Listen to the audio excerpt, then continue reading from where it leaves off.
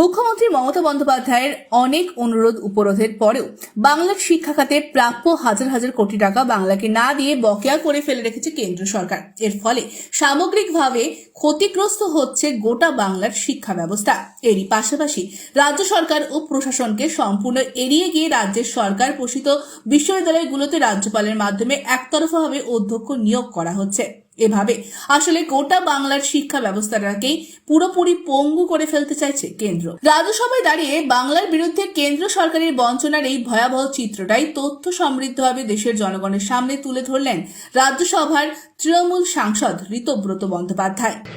Shri रीताव्रता Banerjee 12 minutes में आपका। Thank you, madam.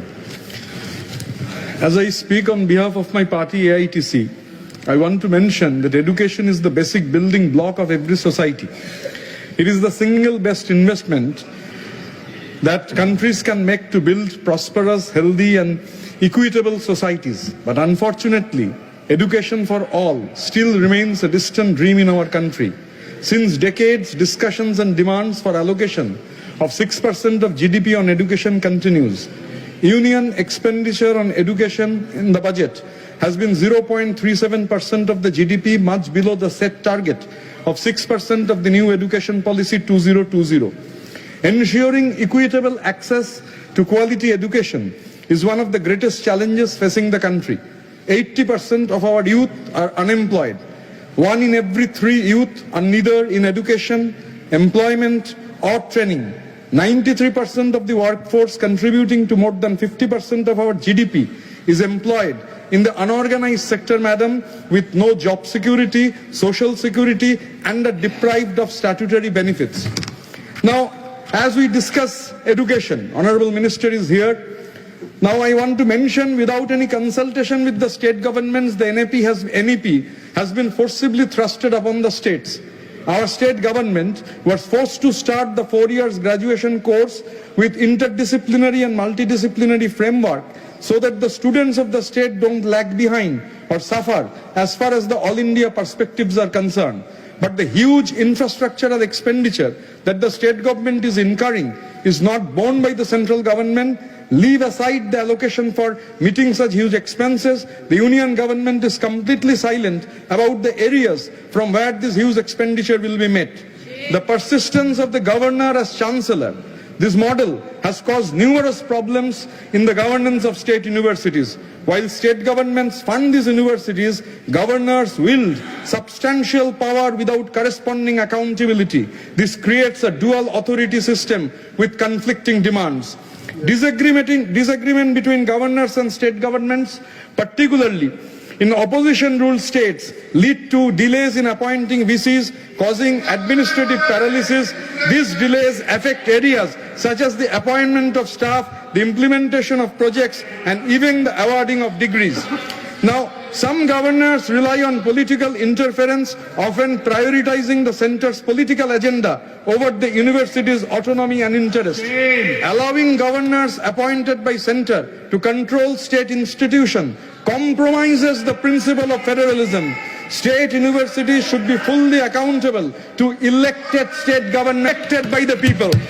The search committee headed by former Chief Justice of India, U. Lalit, had made some recommendations. In spite of those recommendations, the governor of West Bengal has only appointed 14 permanent vice chancellors out of the government run and aided 31 universities.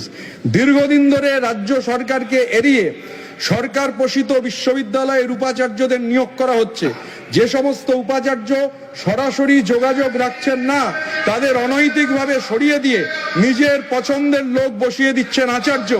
এর ফলে রাজ্যের উচ্চশিক্ষা ব্যবস্থা একেবারে নষ্ট হতে বসেছে। In the recently published UGC draft regulations, all power for appointments of vice chancellors of the state-run and aided universities have been vested in the hands of the chancellors. The governors who are the chancellors are completely ignoring the elected state governments. Literally all powers are centralized in the hands of the union government, though education is not in the central list. The Shamagro Shiksha in center state sponsored scheme with fund sharing in the ratio of 60:40 Despite having one of the best performance in Samagra Shiksha, the state of West Bengal is deprived from its share. The minutes of program approval board of Samagra Shiksha reveals that Government of India has recommended rupees 2629 crore of budgetary outlay for 23-24 for the state, out of which the Government of India's share was 1745.78 crore. Out of this 1745.78 crore, 311.29 crore has only reached the state. No money otherwise has reached. Despite a number of communications repeatedly from the state government, the Government of India has not released any funds. The Government of India did not release its share to the tune of 1433.71 crore in 23-24 and zero allocation in 24-25 till date. It will not be out of place to mention that the Government of India has not released cumulatively rupees 3180.31 crore during 23-24 and 24-25 respectively to the state of West Bengal. The Government of West Bengal under Mamata Banerjee is instead releasing its state share of 40% as well as additional allocation to the Samagra Shiksha Society to ensure that the wages and salaries are given in time to the Samagra Shiksha employees. Composite grant to schools and other student-centric incentives. The non-release of funds by the Government of India, despite cleared by Ministry of Finance in favor of state of West Bengal, is a clear sign of deprivation of our people and is depriving our people from the right of education, and this is a clear violation of act framed by the parliament. Bureau report, আজ বাংলা।